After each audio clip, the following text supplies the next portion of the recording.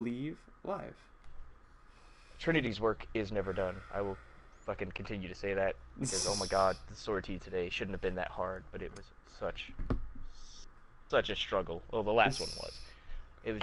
Oh my god, I am not in the best of moods about it. I'll be honest with you. I'm gonna drink a little bit much. I think that's where I'm at. And I believe that's we are live. Yes, we are. So. Okay. Just make sure your game audio is not. You're gonna have to do that, because I can't mute. Okay. Remember? I'll double check it. Yeah, so. That's fine. I'll get into it. But while you are doing that, I am going to welcome everybody watching to the Tenno Two Drink Minimum, a primarily Warframe podcast put on by the Console Casuals. I am one half of the Console Casuals, Cazz, and I will be one half of the one of the hosts today, as well as we also have ShotFace, the other half of the Console Casuals, as our second host today.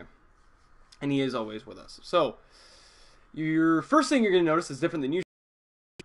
We have Paragon up instead of Warframe, because we're going to be doing a little bit of testing here for something that's coming next week, and we'll get more into that at the end of the podcast. But we have some really cool things coming, and I think it would be really awesome, and I think you guys are going to like it. So, there has been a lot happening this week, and so we're going to start the podcast with Warframe. Talk about Warframe. We're going to dabble into a little bit of Fortnight after that, and then on top of that, we are also going to cover the V42 patch in Paragon. And so we're going to start first off with, what are we drinking tonight? What are you drinking tonight? I am pretty well at the bottom of that bottle of rum whose name I can never remember that I got from Key West that Ross and Emily brought back for me. Right on. Oh, somebody had just gotten into bed. Oh, we were streaming so late. We actually start streaming at 8:30, roughly 8:30 every Thursday p.m. Eastern Standard Time. Sorry, we're North America. Yeah. And apparently somebody named Stormcloud Jesus. It's Caitlin. Knows you. Oh, that's Caitlin. Okay. Yep, that's Caitlin. So. All right, that's cool. You can tune in. I wonder if Johnny's on. He should be. I sent him an invite. Yeah, I sent him an invite. That's cool. Anyway, so yeah, I'm drinking that. What are you drinking today, Mister? Really quickly. Pretty standard Tito's. So. Okay, just doing the Tito's. That's cool. And salud. Start the stream. Okay, that shit is great. It's 1:42 a.m. Sweet baby Jesus, Encore Gamer. What are you doing up? Yeah. It is a weeknight. Good lord, young man. Good lord.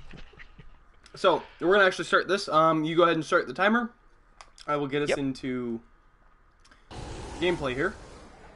Go ahead and double check that the game audio is still good, because we just started the game here. Oh. Okay, I will double check that shortly, but yeah, let me close that. I have a couple of things going on in the background right now because you're actually running that recorded gameplay. I'm actually multitasking currently as well, so there's a lot happening here. Give me 1 second, but so yeah, today's going to be a little bit different. We're doing checking some stuff. We're doing some gameplay here because V42 came out, and there's been a lot going on with that. But first, before we get into any of the Paragon stuff, because I'm super giddy to talk about it, I've been playing it all week.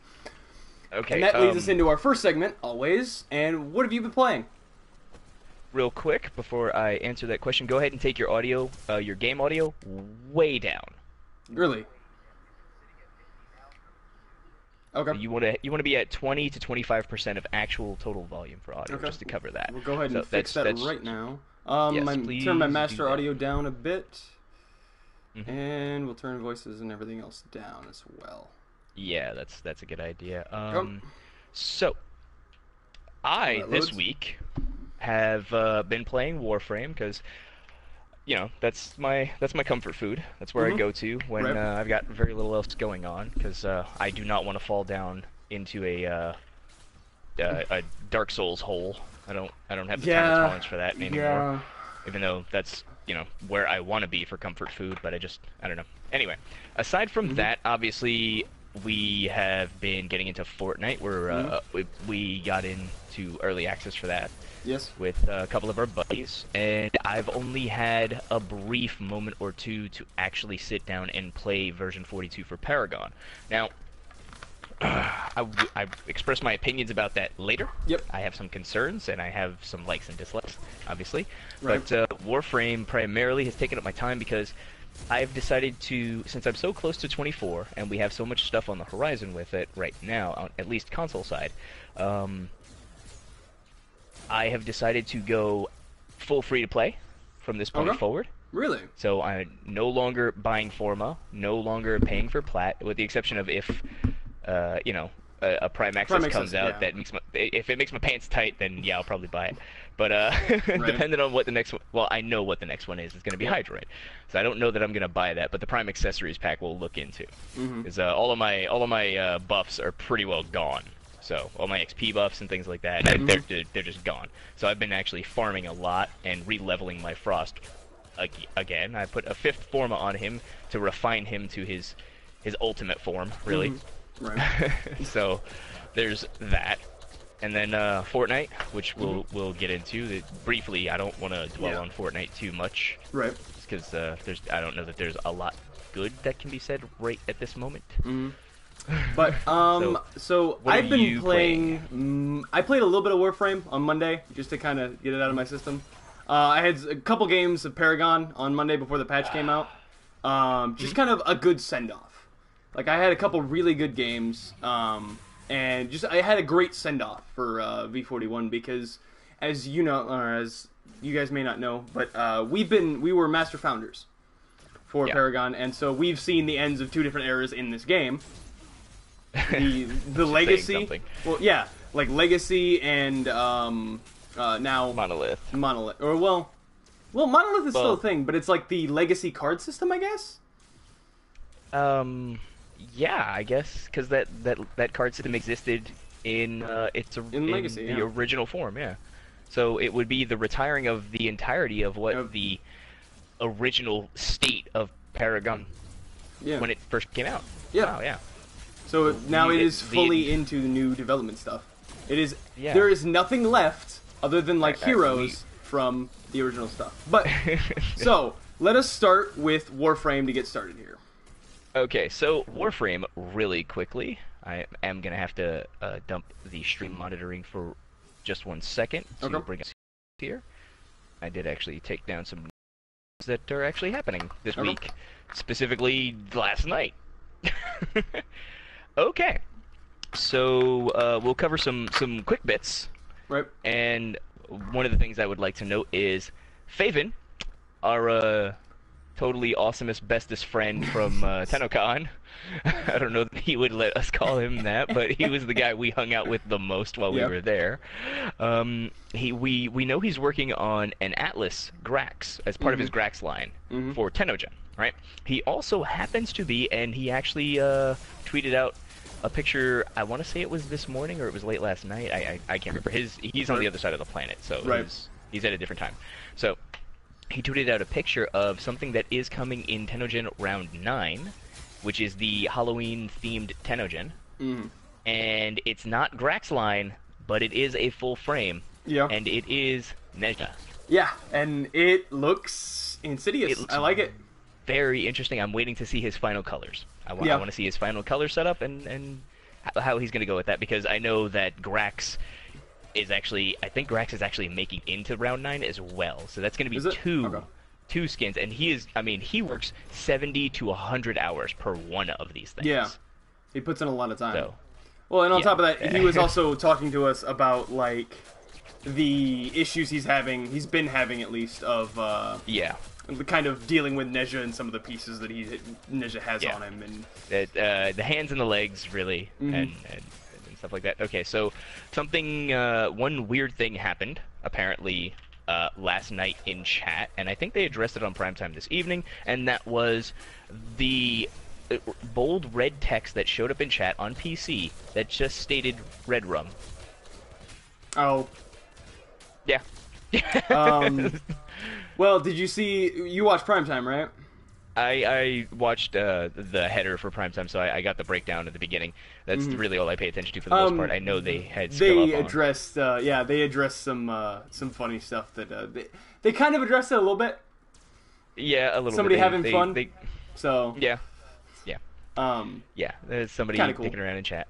Okay, and then most importantly, released unbeknownst to anybody, even though we all knew it was coming, they just never said it was going to happen, was the Hydroid Rework hit. Like hard. Because everybody knew, this isn't a secret, he's got a Prime coming out. Before the Prime hits, if a Warframe is in need of attention, they will put in a rework to refine the character somewhat, to incentivize people to, go out of their way to get the new Prime. Not just for mastery fodder, but to actually enjoy it and have fun, because they want people to do that, so that makes sense, right? So, obviously, we all knew it was coming, it was going to happen, and the rework has hit, and now people have only had one night to really play with him and mess with him. And I know there's a bunch of people who already have videos up, and detailing what his synergies are and things of that nature. They showcased them on primetime, all kinds of goodies, right? I'm not sure where I stand just yet with the rework. I do know that John may find it enjoyable because John loves kind of trolly behavior, and I've seen a couple of things already posted on like the subreddit and things like that where somebody got glitched into Sharkwing. Oh. Yeah, they used Hydroid to glitch someone into Sharkwing. And it was essentially he turned into a puddle over this guy's head. So right now we're waiting on confirmation that they can recreate it, because they were on a specific tile where that glitch had been known to happen. So, you can actually glitch yourself on the map. Yeah, you could glitch Sharkwing on a specific tile set back in the past. Supposedly they fixed it, but I don't know. We'll see what comes of that. So yeah. But the big thing that's important for anybody, because we are console casuals, we primarily talk to you about the console side of things. The big thing is consoles are getting patch. What is it? It's in the tweet I put out? 21.3.0 for consoles. No, yeah, 21.3.0. Now, the reason I wanted to touch on Hydroid was because in the last couple of Primes or Prime Accesses that came out, because Prime Access comes out roughly 3 to 4 months, and if they're doing a rework for a Prime, it has to be ready before the Prime comes out, before the Prime is released, right? So what they've done in the past is they'll have a patch come out, an actual patch go through to cert and release a bunch of stuff, but they will front load in that patch the rework. Yeah. And they won't unlock it until a certain date. Right. Most likely the same week that the Prime Access goes live. Right. Generally what happens. So in this new cert, which this new patch, which went to cert for consoles late last night, we will be getting a decent amount of stuff, actually. Quite a few weapons, and we're getting like the lens, a couple other weapons. With this patch, we should have legit MR24s on console. Really? I believe. If my math is correct, I think we may or may not be off by 1 or 2 weapons.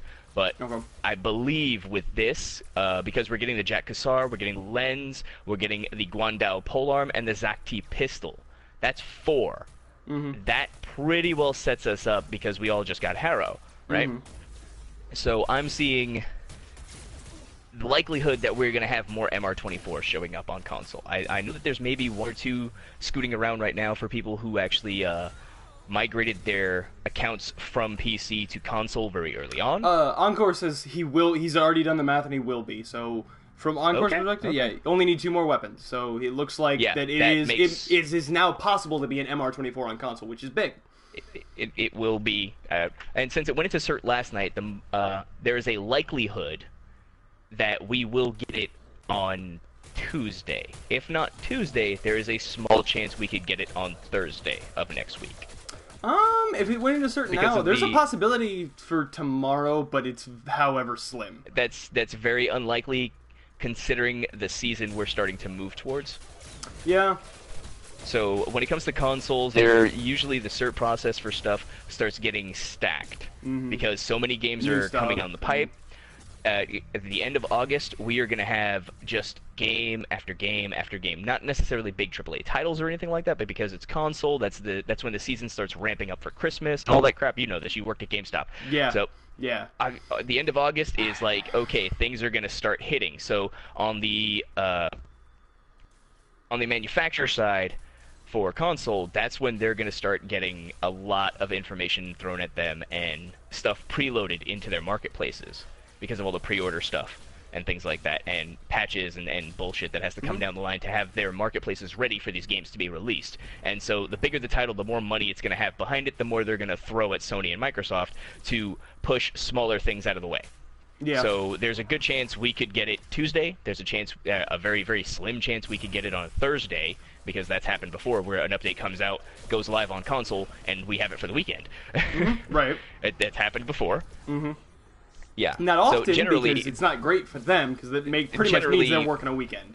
Yeah, generally updates come out on Tuesdays, because Monday is always a prep time for servers and things like that, and then it gets loaded into and gets time locked to a certain time the next day, usually Eastern Standard Time, sometimes Pacific Standard.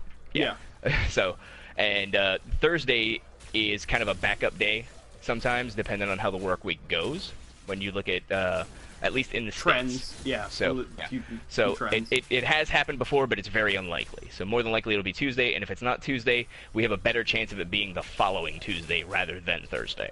Right. So we could very well have quite a few MR24s running around, totally legit in console land here in Shantytown. It'd be great. Like, honestly, it's a lot bigger for like people who really care about mastery is huge to a lot of people in the community. And personally, it's not that big to me. Yeah, it's not that big to me, but it doesn't mean that I can't see the importance of it for other people. Like, I get you guys like having the high MR rank. It's something you guys like, and it's something that you guys can kind of wear as a badge of honor. Yeah, it denotes at least a measure of effort put towards the game. It a doesn't time mean investment. you're senior. It doesn't mean you're senior. It doesn't mean you're better. It doesn't fucking put you above others. Then to showcase that you have invested in the game, because unless you have never spent any plat, which is highly unlikely, which leaves you with a handful of fucking weapon slots and a handful of frame slots, you would have had to sold off all your shit in order to do that. But more than likely, anybody who's going for MR24 really doesn't sell their stuff off. They might swap out a base frame for a prime version and never get the base frame back and never worry about it, like John does. That makes sense. Once you get the prime version, you don't need the base version anymore, theoretically. I'm a collector, so I literally have everything in the game. And I've spent the majority of my plat and things like that on weapon slots, frame slots, things like that. And, so it's a little silly. I mean, it's like collections. I mean, honestly, this game is kind of a collectathon when you look at it. It really, really is. People call I'm it a fine farming with that. simulator, but people like to make the joke of Warfarm? I've heard that a couple times, but no, it's really about the collecting and the playing around. Because every time I get to a stopping point where I'm done getting some MR off of a new weapon or whatever, I now have the time to really refine builds, to look at really doing crazy Life of Rio endgame BS, just messing around and going ham with stuff. So. Like, that's where I'm at now. Like I said, I've got 5 Forma on my Frost, and I love my Frost. I even have my little Twitch Frost that I got from the free promotion.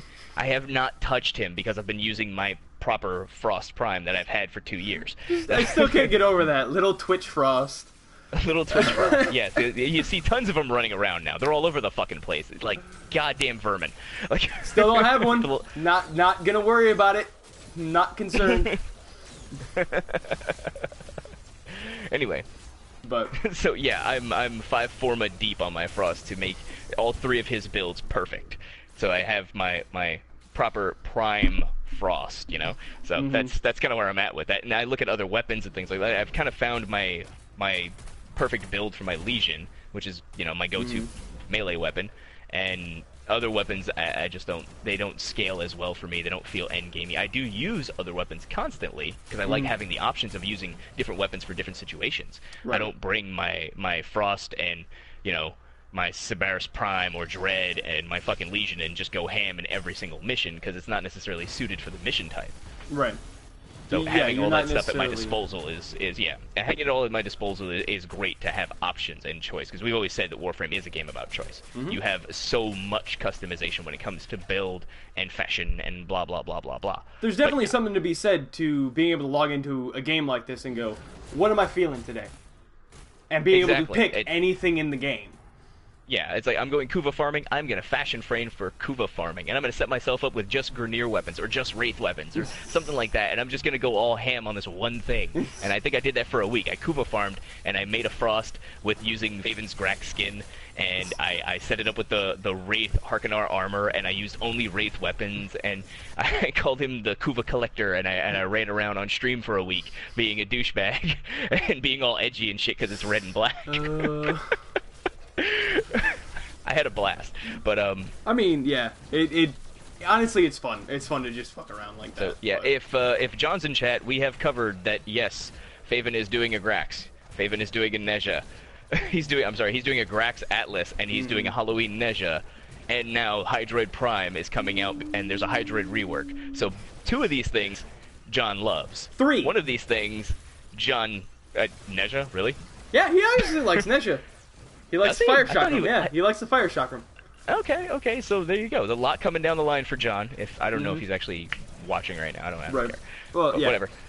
So there's a lot coming down for him. I was super happy when I heard a bunch of this news this morning, actually. So it's like, he should be a little bit more excited, because I know he doesn't play Paragon with us, and he has been playing Fortnite pretty heftily. So that pretty well covers all that's going on in Warframe right now. High hopes that we get something super soon for this patch, and more than likely we will have the front-loaded build for Hydroid, because I have no doubt that they've actually had it in a finished state for quite some time, because they just dumped it on PC last night. What are we? I'm trying to think. What are we at for Prime access time-wise? I actually don't know. Let's find out, because we don't have there's nothing in the notes here that says when Oberon Prime Access goes. Okay, Oberon Prime Access has been, what is it 72 days. Oberon Prime Access is apparently what it looks like. It's been up for 72 days. That gives us what, another 2-3 weeks? No, not even. Because it's 90 days, isn't it? It might be. Yeah, no, it's 3 months. Yeah, it's so we got supposed another to be 3 months. It's supposed to be 3 month. Yeah, 3 month rotation. So we're at about 3 weeks out before Hydroid Prime drops, which means that if we're not getting another patch going to CERT in the next 2 weeks, they've front-loaded the Hydroid rework. Yeah. It's in there. We probably won't have access to it, or they might not say anything, and it'll be adjustable through hotfix. Yeah, it'll be adjustable through hotfix. Yeah, well, no, because there will be a hotfix when Prime Access goes live, because they have to change the in-game marketplace, and they have to change the the directory, so that when you click on it, you go to the PlayStation Store, right? So that is always an in-game hotfix, and PlayStation doesn't give a shit about CERT when it comes to that. They're like, oh no, you want to direct people to the store and spend money? Here you go. Right. Like, the door is that's open. no concern, yeah. But yeah, so that's most of what we got going on for Warframe at this time. Kind of a little bit quiet on the home front. Yeah, so for the most part. Yeah, I mean, there's not much real happening. Like, the lens came out. It's kind of the slow time right now, because now we know what's the next big thing that's coming out. So we're gonna see. We're in the calm before the storm point for what's happening. So let's go ahead, and we got a little bit of time before we take our next shot. So let's go ahead and talk about Fortnite. Okay, so I saw Hydroid Rework. Yeah, John saw it. Okay. So Fortnite is in early access and is hold on. Before we go into it, Epic, same guys who make Paragon, one of their different development teams have been making a game for a very long time called Fortnite. It was announced 6 years. Yeah, it was announced a long time ago. And it's kind of been caught in development hell for a while. That kind of death spiral, and then all of a sudden it broke free, and it popped back on the map, and it is a survival apocalypse type game. Yeah, it's like a zombie shooter builder type game. It's really weird. It's a third-person action-adventure type of game that is mission-based, much like Warframe is, but it is also a resource collection survival Construct-a-thon. with construction elements.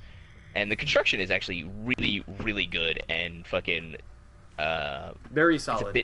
It's a bit nuanced, and it's actually very refined. It's super easy to do on keyboard and mouse. It's super easy to do on controller. It's somewhat intuitive once you kind of get the learning of how to restructure stuff and make a flat wall into different kinds of walls. Yeah, it's pretty good. It's pretty on the fly type of building because that's part of the gameplay. Is you go into a place, you load up a mission with your character, you pick one of 4 classes, and then each of those classes has subclasses with different perks and abilities. You load up into a mission either solo or with friends, up to 4 players, whatever conglomeration of classes you want, and you have some randomized events that'll take place on a truncated map. Essentially, it's not a massive map. It's fairly sizable, but yeah, it's not like honestly, it's detailed. You can explore it pretty regularly within like 5 minutes. You can finish the entire. You essentially have a time limit for each mission, so you're not just sitting there farming materials. Because a good portion of the game is farming up materials, running over Minecraft style, and hitting a tree till you get the wood from it, hitting a rock till you get the fucking stone or metal from it, and so on and so forth. But you can break cars for more metal, nuts and bolts, and varied resources. Components. Yes, you use all those resources. We will get to that on Core Gamer. You use all those resources to build everything that you get from your loot pool, which is weapons, new heroes, and new characters, blah blah blah, all that bullshit, and traps and things of that nature. There's 3 base materials that you can use for building walls and ceilings and all the structures that you do, and then there's a myriad of other materials you can use to make every type of ammunition for every type of gun and all the different weapons that exist, melee and otherwise. And it's a core gameplay loop that is amazing and fun, but the game is fraught with some pretty glaring issues. Yeah, some issues that I don't want to go down the rabbit hole of discussing them because I will start to you'll see venom and vitriol come out of me because I want this game to be good, and I don't want to shit on this game yet because it's still early in its actual exposed life. It's an old game in development, yes, but in its exposed existence to a community of people that isn't just alpha testers and the dev team, it is a very early product. Okay. So I don't want to spread the hate that you will see in a lot of places for a lot of the things that are going on that look very bad on the surface. Right. But without too much communication from the dev team, which we actually have had some back and forth with the dev team, and they have said that they're really, really hard at work to look at a lot of these issues, and nothing is an easy fix right now. Right. So it's going to be some time before there's a sizable update that addresses a good amount of the community's concerns. Okay.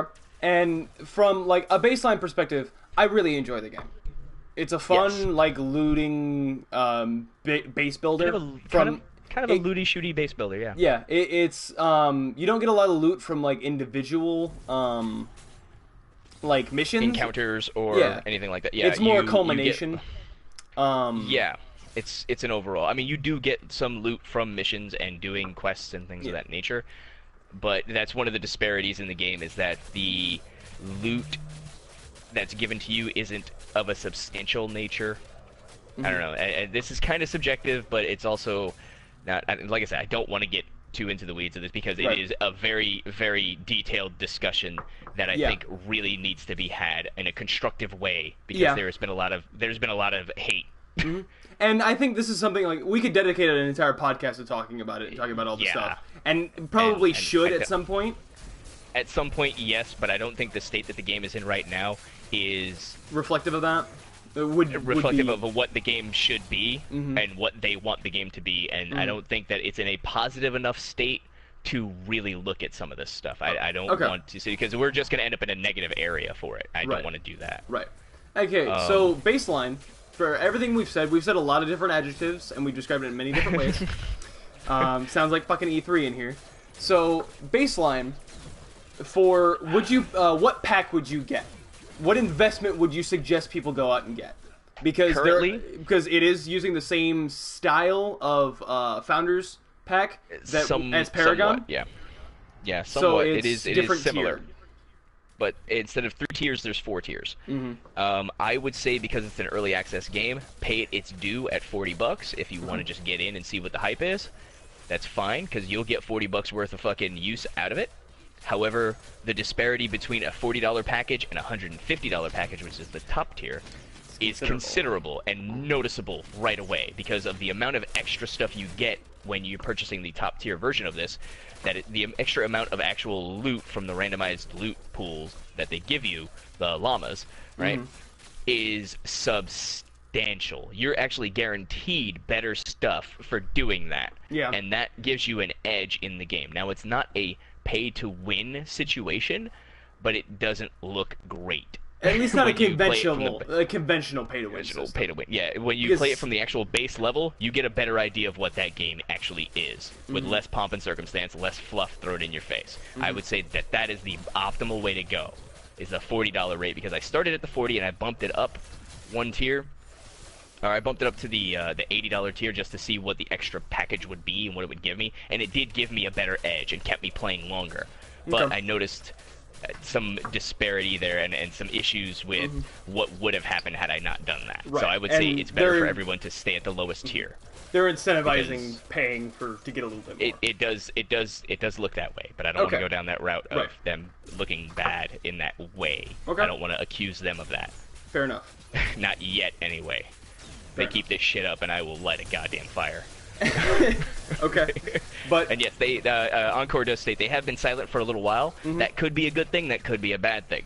They could be working on something. Could not really be listening. Yeah, they're in put out fires mode, definitely, because they know that the community is not contented. But yeah, I don't want to dwell on that too much. Just not in a positive place. That's what I would say. If you're gonna try it at the $40 level. See what you get, because there's some issues, and I think a Polygon article came out recently that really addressed these issues in a more articulate way. Yeah. And a very I don't want to say a more,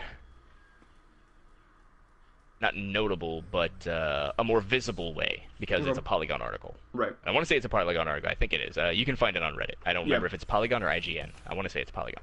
But yeah, so the game has been looked at in its current state, and has been from somebody who could actually have more cohesive thought about it right now. Right. And so. But so you're talking about more cohesive states. How do you learn about more cohesive states? Well, you read books, right? But you don't have enough time to read books. So this shut the fuck up. So this episode is brought to you by fucking no one, because nobody would pay for us to talk about their stuff. This redneck fucking guerrilla radio style shit. So don't do that. Don't do that. That's not cool. I mean, it's the halfway mark. It's right around what a fucking ad would be. So fuck you. I actually subscribe to Audible. Yeah. Okay. I like Audible. It's very useful. Okay. ShotFace. I like Audible. I like Audible. Yeah. You can quote me on that. I'm gonna tweet that later. But this is right around where the second drink of the 2 drink minimum comes into play. So. Yep. Cheers. Yeah. Oh. But okay. This is also where we change gears and start talking about what you guys have been watching.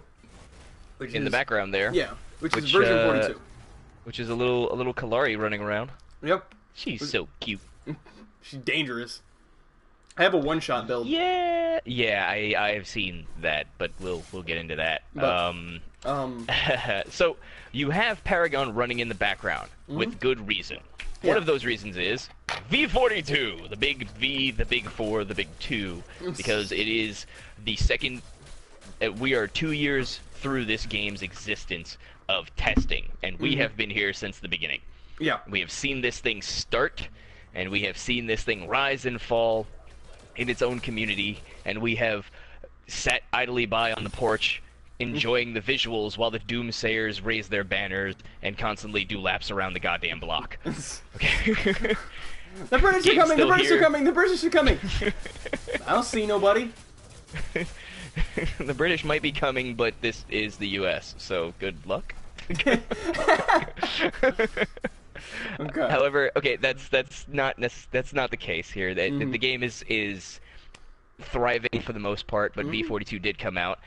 And we do have one other reason we're actually showing Paragon, as a kind of an important reason, is that we have another member of the Paragon and Warframe streaming community.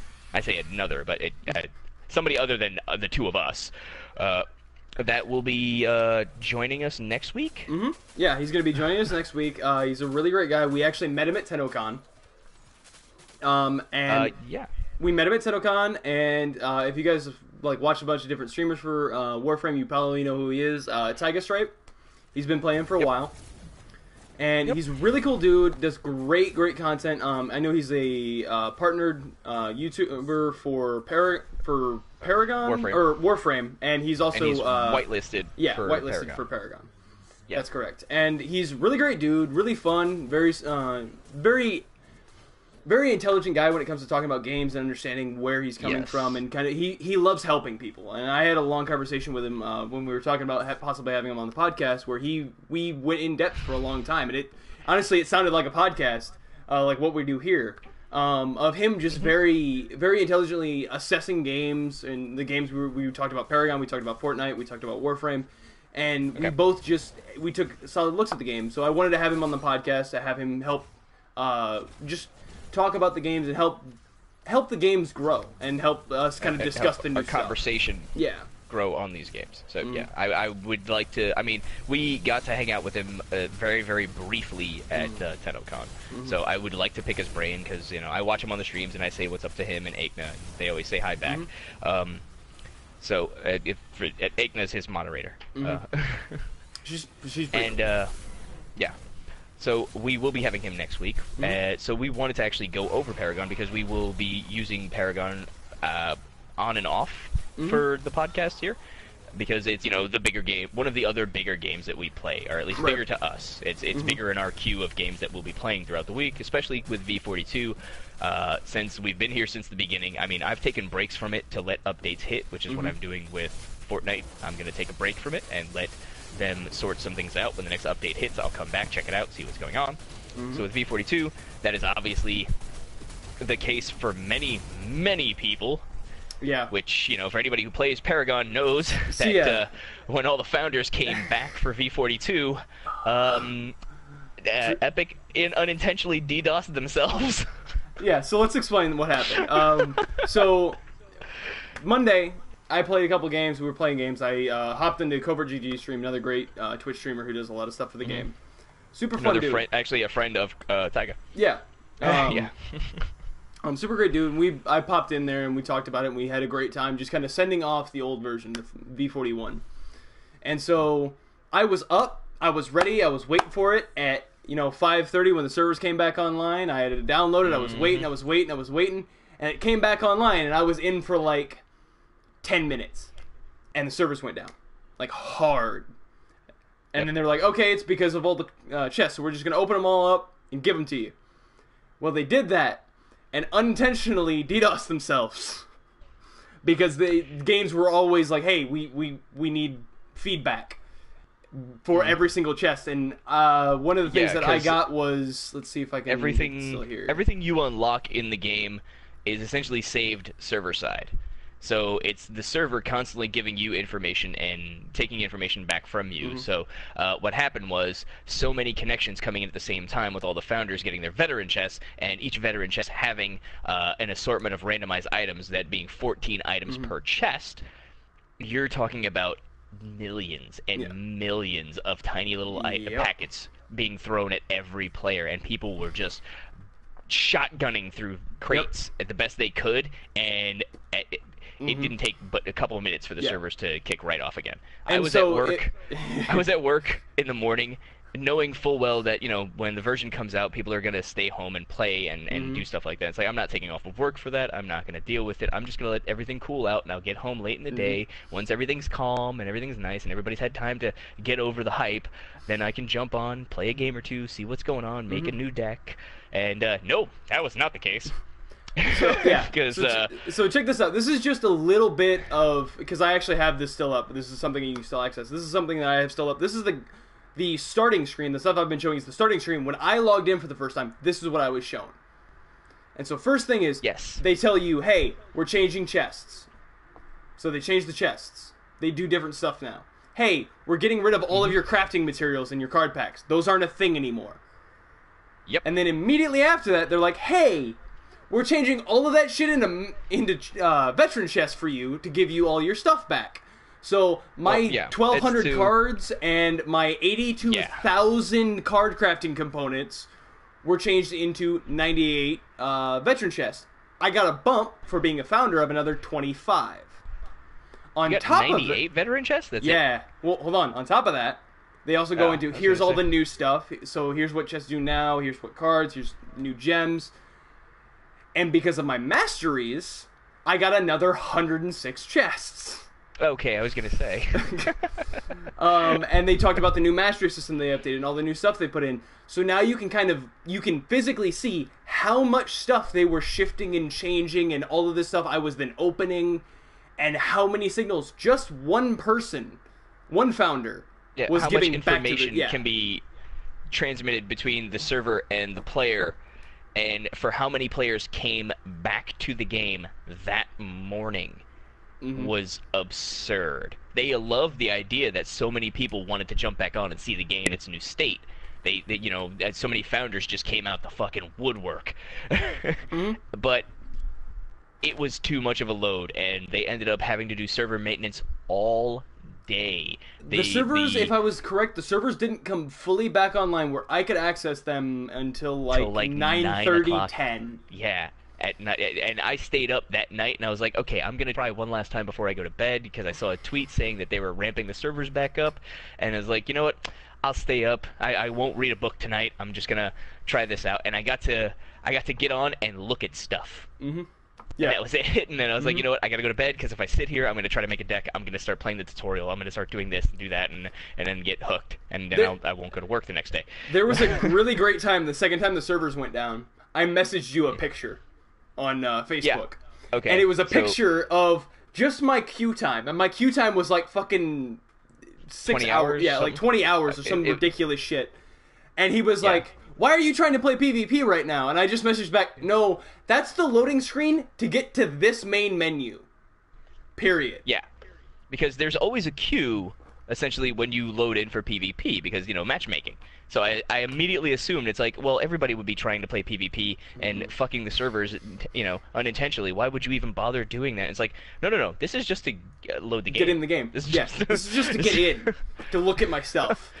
Yeah, and several times that day, I want to say it was KL or somebody, one of the community leads, came on Twitter, and he was like, hey, look, the queue times are not right. It's that the servers are down. That's all it is. Which they can't accurately show on console.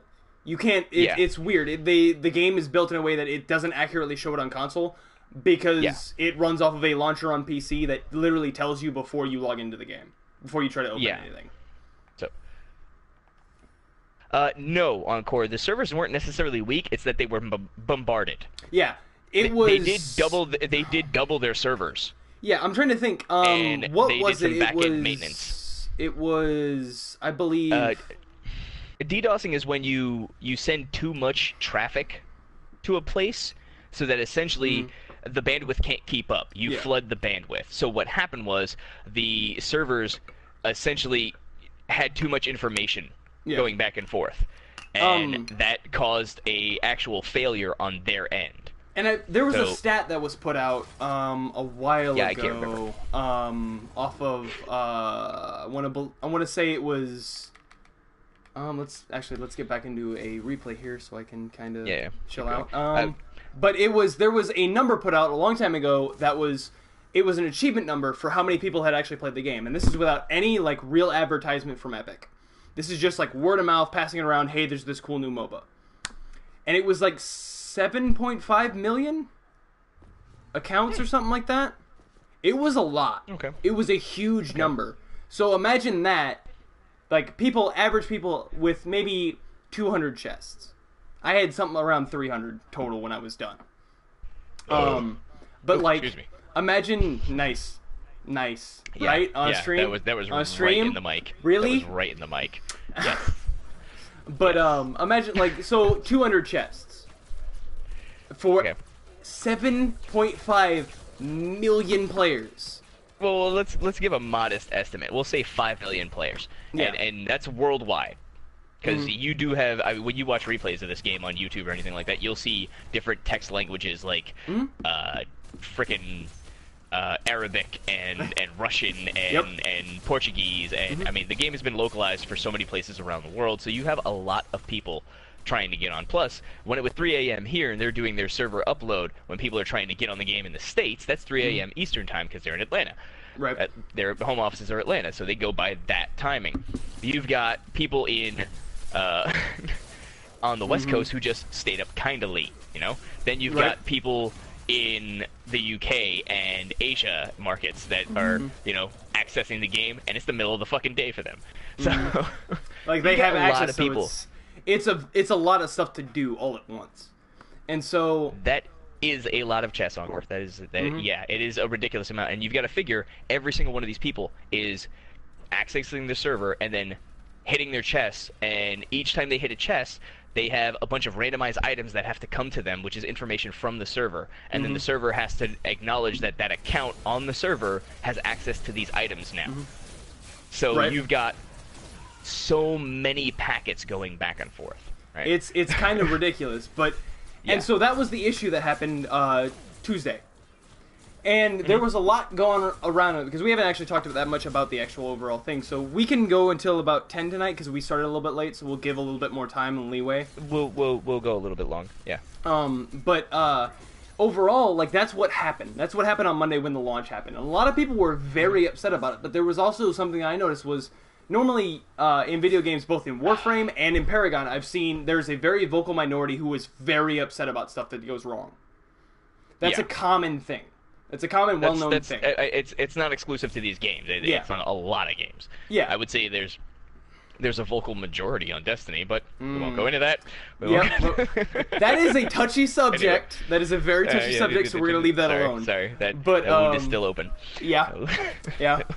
But, so overall, in the games that I've played, and most of the games that I've watched and really joined the community and really loved being in the community, that's a thing that we've noticed, is there's a very vocal minority who is very upset every time anything goes wrong. Yeah. And so that's something very common. Something that was very odd to me was in this, there was a very vocal majority who were like, hey, it's okay. We get it. Yeah. I think, honestly, what really started it was people who were saying they were new to the game. Or, you know, like recent players, things like that, or people who, you know, have experienced this in beta testing before, or because on Reddit, that's what I saw, was a lot of people like, hey, you know, this is how it happens when you beta something and, you know, new updates come out. Sometimes these things happen. It was also, on Twitter specifically, there were a lot of, like, content creators who were like, hey, man, chill out, take your time, we understand. And those are the guys who need that information now. Because I don't know how many streams content. Well, it's one of those interesting things that I don't know how many streams I went into. Because I was up that day. I was just up, I was around, I was waiting, I was going to stream it. Honestly, I was going to do a little bit of streaming on the Console Casual site. Of just the new patch. But, like, I don't know how many streams I jumped into on Twitch where, like, Nova Bunny, Another Notch, and a bunch of other people who were just like, yeah, man, we're just chilling. Like, Jay Leal was playing fucking Fortnite. Just waiting. Like, having a good time, watching, at one point we watched, like, 6 different movie trailers just together on stream, and had, talked about it and stuff. Like, it was amazing to see the community, like, the content creators kind of come together and be like, we're just waiting, man, we're totally okay with this, we're just having a good time waiting, like, because a lot of them had already played the kind of, the dev build. There was a PTR for a lot of the whitelisted guys, they were invited to try, I think it was a week or two prior. So they actually got to see it in action and voice their concerns before the update went live. And there were changes made to the update between when the content creators got their playtime in and it going live. So that's kind of good to have that small group of people come in and look at it before it goes out to everybody. Right. Especially since those guys are going to be the most critical. You know, they're going to see the flaws before anybody else, because they got guys who are in the PEL and you know, they have been in the PCL. Everybody I've seen, like, I watched a lot of Covert's content, because Covert did, he kind of explained, like, what they did, because they, the Epic team understands they have a terrible tutorial system. They don't really have an onboarding system that's viable right now. They understand that. And so what they did was they allowed all of the whitelisted content creators to have this preloaded PTR to allow them to make videos and make content to help people onboard. And that's something that he really hearkened on, was like, hey, I'm here to help you guys. And he brought on Sevron. Go ahead. Yeah, I would say this. The current tutorial they have that they actually force you to play when you first log in after this update is considerably better than the original. Yeah, it's not bad. It's actually not bad to teach you the absolute basics. That's something that might be a video. It also assumes you understand a MOBA, essentially, coming into it. Because it forces you to actually play a bot match, a solo bot match, and then, tells you the basics of the card and gem system that they have, the new economy and itemization system that they have, which is the big, massive change to the game. So, they brought Covert GG brought on Sevron, which Sevron is a tactics guy, or at least a kind of a numbers he's a numbers guy for the stats guy for the community members, like Sylphin. He's a numbers dude, straight up stats. But he also helps out some of the competitive teams, and he brought him on to kind of explain a bunch of the cards and how everything works. And it was very interesting because, like, you watch a lot of the YouTube content that was made for it, or a lot of the stream content that was made for it. Yeah. And the same people keep showing up. Yeah. It's kind of interesting, but and they really did. They kind of showed the environment, so I knew what I was getting into going in, and it was very fun. And like knowing what I kind of was getting into, but still being surprised by a lot of the stuff, like playing the game for the first time was mind blowing. The first game I jumped in and I was like, okay, I'm gonna play Twin Blast, and it was mind blowing. It was very interesting coming into it. And the amount of stuff that they have changed, the speed of the game, the feel of the game, and the overall kind of temperament of the game, if that's like, if you understand what I mean, the overall kind of feeling, the native thing that you kind of have. There's kind of a vibe once you get into playing it. Yeah. You get a sense of pacing and movement and things of that nature. Yeah. I get what you're saying. Right. But the biggest thing that I've noticed is with all of it, it seems like they're going for a more diverse build system. And I would 100% agree with what they've done, because I've seen a lot of the same cards. Like, I see genuinely the same cards. Like, I'll see, like, this card increases basic attacks by X amount. And I may see that card on a lot of people. But I never see the same cards on people. So I may see a lot of this card, but I'm never seeing the two popular cards are usually never the same. So it's usually like because now deck building is completely different with different affinities. Like, the affinities have changed, the ideas of deck building has changed fundamentally. But I've never seen like two people build the same way in a match, period.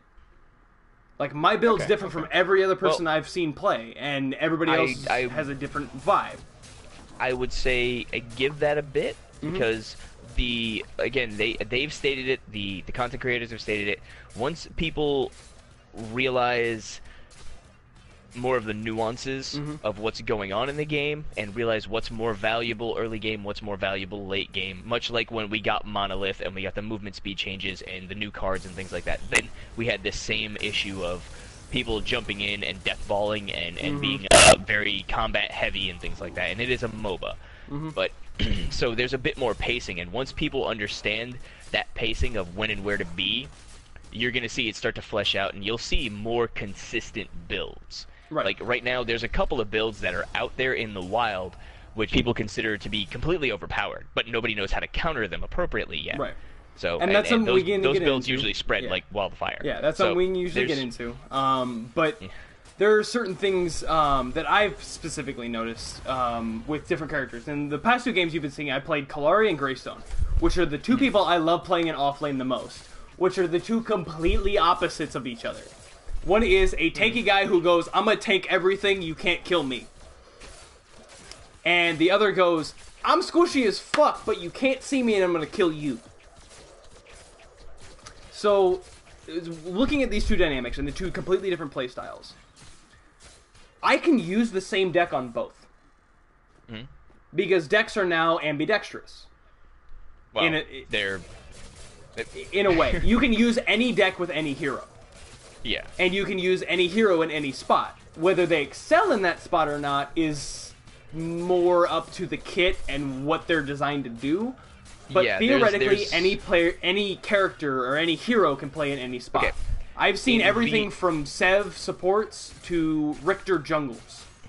Okay, so prior to this update, there was maybe 1 or 2 top-tier players that could take a Twin Blast, an actual ADC, like the ADC of this game, the poster boy ADC. Which was fucked up because he wasn't the poster boy for a while. It was Steel. But yeah, it was. But they moved. There's a couple of top-tier players who can take him and play him mid lane in a MOBA. Now, playing a carry mid lane in a MOBA is kind of a little outlandish. But there were guys who were doing it before this update. Now, it has become common knowledge to use one of the carries, not necessarily him, even though you can use Twin Blast. But now there's a big deal with using Grim, because Grim can actually be kitted out with the new cards to use his ult pretty effectively and regularly, like a poke from a caster. So he can be played mid lane now all of a sudden, like really effectively. And that was even on the excuse me, the live stream from the not the dev team, but the community managers were live streaming the other day, and they kept hearing about this Grim in mid lane, and I was watching it. They kept hearing in chat, there's this Grim in mid lane who keeps ulting me, and he keeps poking me and doing a crap ton of damage, and it's like, that's what a Gideon's supposed to do. That the Gideon's a caster, he's a mid laner, he's supposed to be poking you like that, but they have a carry out there doing it. And it's like, why isn't somebody going over there and kicking his ass? He's a glass cannon, who cares? But it's like, he's built in a certain way that he has enough defense, and he's got enough time to get his ult back and keep using it like a poke. Yeah, and that's the real Harken thing of this, is somebody, in that situation, somebody built an ADC glass cannon into a caster mage. Yeah, okay, real quick, Encore, decks, essentially you're given cards, right? And each of the cards has different stat values and different effects that will change your hero pretty dramatically, or you know, affect some portion of the gameplay in a way. You know, just like for instance, hold on here. In Warframe, gameplay. In Warframe, you have your mods. Essentially, your mods. You have what 10 mods on a Warframe. It would be like taking in 12 mods, but you can only have 3 of them on at a time. And as you play the game, you get coins, which kind of work like XP or currency that you can spend on stat boosts, and as you increase your stat boost, one of 3 of the actual stats that's on your sideboard, it gives you the option to put those mods on, those cards. So, for instance, from your deck. With gameplay on the screen here, I actually pulled up the cards. So you'll see 2 cards on either side of me. I'm blocking one. You are blocking them. But you'll see 2 cards on either side of me. This one over here, every time I hit like a basic attack and just hit somebody, I get armor. So it's like adding a mod for armor. Hold on. This one over here. Yes, it is very similar to Boons. Yes. So over here, this one, if I hit circle, which you can see up there, if I hit the circle button, all of a sudden I get more attack speed, I get more movement speed, but I take more damage. Things like that. Okay. Yeah, they're basically like a build from Warframe. It's very integral to something along those lines. So essentially, it's something that you can in-game keep continuing to change and move on. And since you haven't played, I would highly suggest you actually try to go out and play. Because it is, again, like Warframe, it's free. Unless you're on Xbox. Unfortunately, Paragon is only on PlayStation and PC currently. And it is cross-platform. Yes, it is. As well as cross-progression, which is really nice. Yeah. But it's a very interesting concept, because it's like taking mods from Warframe, but in the middle of a game, you change the mouse. Yeah. And it harkens me, honestly, a lot back to Magic the Gathering. Yes, it is very much the same kind of economy as Magic the Gathering. You gotta have the right colors to get the right cards. I feel for you, man. And you have to have so much. There's essentially a casting cost, and you can only have 3 cards up at any given time, but you can swap them out as you play through the game. Right. And in some cases, the cards will give their cost back to you, so you can get a different card to replace it. Yeah. Or some cards have different penalties and specifics that are associated with the card. Yeah. I mean, there's the cursed cards. You put them on, you can never take them off unless you die or something like that. Yeah. Well, no, like combustible, there's combustible cards. Every they single leave you the affinity. second you die. Here, we'll go ahead and since we're looking at games, I'm gonna actually exit out of this and I'll show you. I'll actually literally show you because I can do that because I'm in the game. We can. But the number you saw above me, the one I was pointing at before, that's your gold amount. That's what you use to buy stuff, and you get that from literally doing anything, killing a hero, killing a minion, just natively. You get that. But let's go to my collections here, and I'll actually show you what I mean. So, decks. Okay. So here's a deck. And here's a deck. This is the deck I was using in that game. I'll go ahead and edit it. Here are the affinities I was talking about.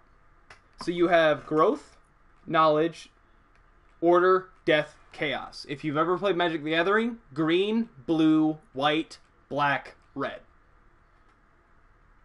So you pick 2 of them. That gives you access to all the cards in that style. So again, you're using those type of different manas, things like that, like Magic the Gathering. You're using red and whatever 2 styles of cards you want.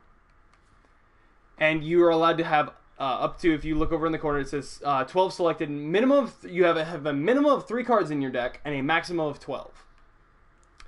And so usually you go with a couple early game cards to help you farm up or protect you. Couple of mid-game cards to help you be a little bit more effective, and then some late-game cards that either give you a lot of damage or a lot of utility. And you can always trade these in and out, do all these different things with it, and it's very complicated and kind of hard to understand until you really use it, or you use it yourself. Once you actually start playing it, it's actually a pretty easy system to get fairly quickly. If you've played any other type of CCG like Pokemon or Yu-Gi-Oh or Magic the Gathering, this type of card play is super easy to get, and it's actually considerably more simplistic than any of those games. Right. And the nuance comes from playing a MOBA. That's where the complexity in this game comes from. And something that's very interesting is each individual affinity has its own individual thing, its own special attribute, if you would. Okay, yes, it is somewhat like there are some similarities here, like Paladins. There's definitely, because it's got a bit of a hero shooter vibe, which hero shooters kind of get their sense of what they are from MOBAs to begin with. So yeah, there's definitely there are some similarities here. But the itemization system is a little bit different, and this is the new thing that they've instituted. This is the stuff that everybody in the game right now is relearning. Because you've probably seen, if you ever look up past videos of V41, it was a completely different system. Everybody is relearning this new system. Right now, as of this week. Yeah. Like, this is a brand new thing to everybody. If you're gonna try it, now is the time to try it. Now, granted, this is all coming new to everybody, so we're still finding the tweaks, we're still finding the bugs, we're still finding all the issues, and Epic is constantly scouring forums and Reddit and watching YouTube videos and paying attention to their content creators to figure out what the issues are. So a lot of this is going to be changed and streamlined in the next couple of weeks, and they are actually really good about doing that. And stuff. Something that it I have come been when we want, but it does come. Something that I've been very adamant about, and I've talked to multiple people about, and I've had some people agree with me and some people disagree with me, thinking it's going to be sooner. But something that I, from my experience playing this game, period, that I've come to terms with. Oh, real quick, sorry to address Encore. Currently, Paragon is free to play on PC. Yep.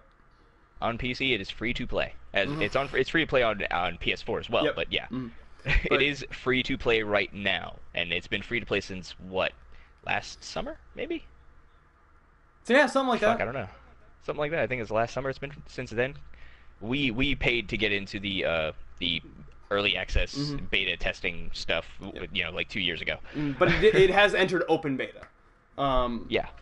But something that's very interesting about this is, and I've talked to many people about this, is I don't think there's going to be any real balance patches for 2 to 3 weeks. No, there probably isn't, because they're going to need time to gather a lot of data to understand, because people are going to find the quote-unquote meta fairly quickly. Like you said, you had a one-shot build with Kalari. That sounds a little broken to me. I haven't seen it personally, but I've seen a couple other people post videos about Kalari doing absurd 2 cards. Amounts of damage. Deathcrawler. That's what I'm saying. Right here, Deathcrawler. And where's the other one? There it is. Really quickly, just Heavy describe hitter. the cards. What are their stats? So like, Or what do they do? Cards Just say have what they do. like cards. Heavy hitter gives me power, so it gives me damage, and gives me attack speed. It makes me hit faster. Its like its ability or its actual like special thing is basic damage is increased by 15%. So your basic attacks have an increased damage, as well as it's giving you an increase to your overall damage. Your overall for your character, and then for your basic attacks, get an extra bump. Deathcrawler. Attack gives me damage, so everything gets more damage, and it gives me a little bit of basic armor. So if anybody's trying to just natively hit me, I take a little bit less damage. And then Mighty Strikes. Attack speed is reduced by 65%, so it makes me attack for much, much, much slower. Like it makes me attack much slower. Period. Every 8 seconds. Okay, I know this card. Your basic attack deals 300% bonus damage. Yep. So if you space it out and time it correctly, because she has an invis, so she can sneak up on people, and if you sneak up on someone and you wait for that fucking 8-second ticker to go and hit with an immediate basic attack, you've also got a bump of basic attack damage, and then you've got this thing on top of all of that base damage you've already laid out. Not only that, so this gives me that 300% bonus. On top of, this card's 15% bonus. On top of, she gets a native damage bonus when she hits somebody coming out of invis. Yeah, so that, I would say, might need a little bit of a balance. That's 2 cards. I don't know on that the balance... Hellfire Engine. Gain 100 basic damage flat. Yeah, see, there's going to be some tweaking to these cards a little bit, and I don't think they're going to change the damages necessarily. I think they're going to change cost, and I think they're going to change timers. Well, and that's the interesting thing is like but in this build itself, there are balances already in place. Hellfire Engine, for instance, Hellfire Engine. Hellfire Engine is a specific card to Chaos, the red thing. The red affinity. So Hellfire Engine, it gives me that basic damage, that huge burst of basic damage that lets me do 1800 damage on one hit, right? It costs 7,000. That's a good 5 to 6 minutes of straight farm. Okay, so this is a definite late game card. Yes, this is a late mid game or early late game card. Yeah. But on top of it, it's going to take a while before you put that on. Yeah, but once you get that on, it's very, very powerful. So now other players there needs to be an understanding and a compensation for the idea that someone could do this, which we're not at that point yet. Yeah, but hold on. There's an even more detriment to this card. It has the Chaos special ability, Combustible. Okay, so if you die while having this card equipped, this card goes away, and you have lost all the gold you have spent on it because you do not get that back. Yeah, you don't get the gold back. You still have the card in your deck, and you can go spend another $7 grand to get it back, which is going to be very time-consuming. Very time-consuming, very expensive. It's high risk, high reward. Which is what Kalari's all about. So that makes sense, and I've seen that card on other players, or on other characters, I'm sorry. But I've seen players use that card in a couple different ways. So there's a lot going on right now that is a little game breaky when it comes to a lot of these mechanics. So there's going to be a lot of thought put into the balancing. And there's a lot here. And this update is very big, considering they've changed so much about the basics of the game, or the basic not necessarily mechanics, but there's some fundamental changes here, like attack speed, movement speed, things of that nature for the pacing of the game, so they can bring their game times down considerably. So you've got people dying a lot faster, and what we call deathballing, where a team groups together to hunt down the other enemy team and try to do a 1v5 so that they can gang up on a dude. You know, so a lot of that is happening. Yeah, these are all mechanics that everybody's experimenting with, because the game is in a state of flux right now. That's the biggest thing that I think we want to get across. The game's in a huge state of flux, which it's constantly morphing and everything's changing, and there's nothing that's really set up as a meta.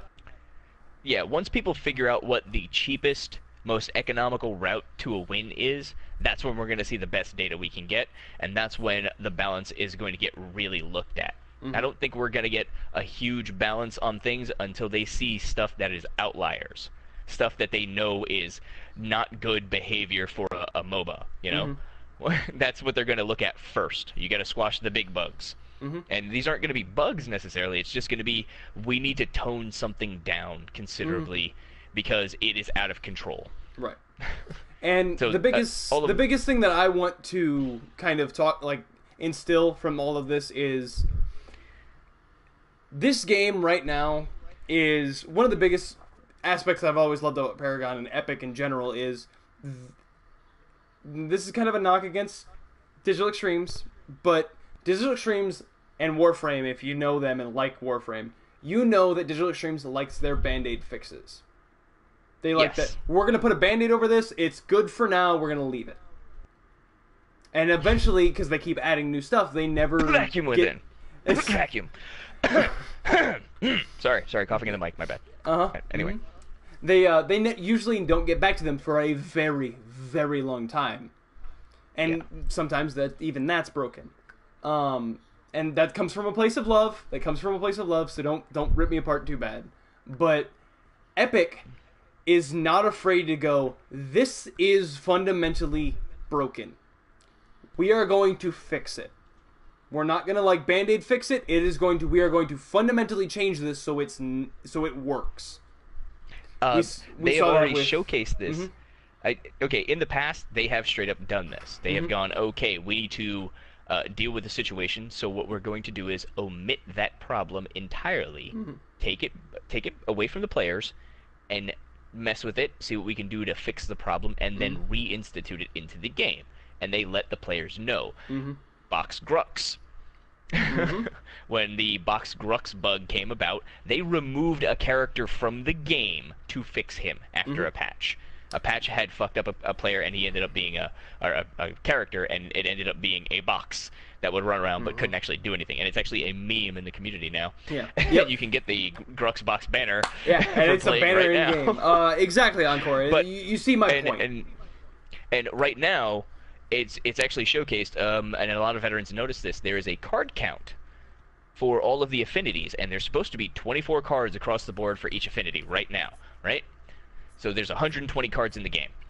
Now, there are several cards, not several, I'm sorry, what is it? Yeah, no, there's several cards that are actually omitted from the game. They straight up took these cards out because they need to retool them. So all the counts for each of the affinities is actually off for what we're supposed to have, because all of us veterans should have at least one of every single card in the game at this point, because there's not that many, and we have bunches of different we have bunches of copies of cards. And I'm talking even on a grander scale than what you're talking about. You're talking about the characters. That's happened with Grux. That's happened with Shindy. They've taken them out, fixed them, and put them back in. I'm talking about even on the grand scale, the most grand scale of the map. Legacy. Legacy's concept was fundamentally broken. We had an armor meta which was insanely it didn't work. It didn't function. You had team fights where two teams 5v5 would clash and everybody would walk away. Nobody would die. That's insane for a MOBA. That doesn't happen.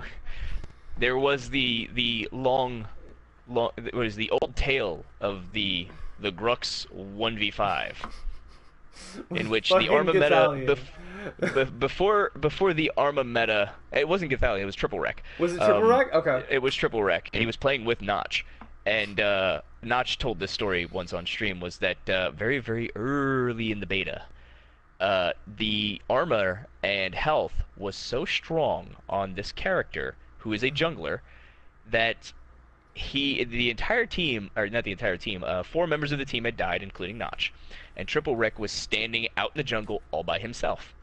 Then he went over to the enemy team, and everybody in chat kept telling him, dude, you're alone, the enemy team is coming for you, the enemy team is coming for you, you're gonna get wrecked. And he's Triple Wreck, so he's like, don't worry bro, I got it. And Notch says, no, dude, they're coming for you. They're coming right now. It's going to be a 5v1. And Triple Wreck confidently says, don't worry, bro. I got it. And then proceeds to get it, and 1v5s an entire other team. He went and beats got them all. some. I've seen this video. I saw the replay. He went and fucking got some. So the game, there was a meta that came about that was all armor and health, and if you just built that, you could stay alive because people weren't doing enough damage to really hurt Everybody most of the tanks. built that. Yeah. Everyone And it was really showcased in that moment how kind of broken it was when that one character could 1v5 the entire other team and walk away the winner. Yeah, it was bad. But So- like even that, and that was a map they had worked on for almost 2 years. A year before the game came out, and then a year into the game almost. And they were like, okay, this is broken. We're going to fix it. And they came out with the map we have today. Or, well, the first version of the map we have today. Which is Monolith. Which was a massive change. And then on top of that, they did it again with the itemization rework. Of, this is fundamentally broken. We need to fix it. They took their time, they made a new system, and they fixed it. They had actually talked about this particular itemization rework, which we used to just call the card rework, because it was going to change how cards and decks and all that stuff worked. And you used to have, what is it, fucking 6 cards in your hand and like a 40-card deck that you were building from, slowly but surely, which, you know, I've always felt like kind of bogged the game down to constantly have to go back to put new cards on. Now, it doesn't feel as bad now, but it is still kind of the same. Except you're only juggling a handful of cards. But, there was